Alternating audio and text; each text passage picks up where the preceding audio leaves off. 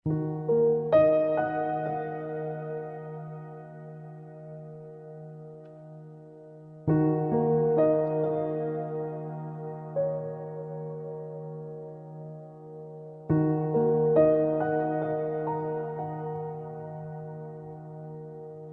خوشبو، تمہارا لہجہ، تمہارا پیکر کہاں ملے گا؟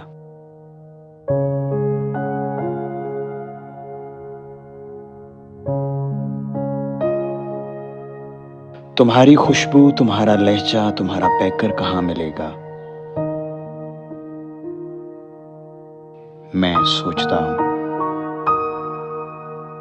میں اپنی منزل کو کھو چکا ہوں، تمہاری قربت کے دائروں سے نکل چکا ہوں، مگر یہ طے ہے کہ اب میرے ساتھ ہجر کا دشت بے قرار ہے، جو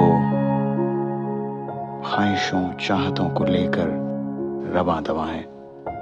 قریب میرے کوئی زمین ہے نہ آسماں ہے،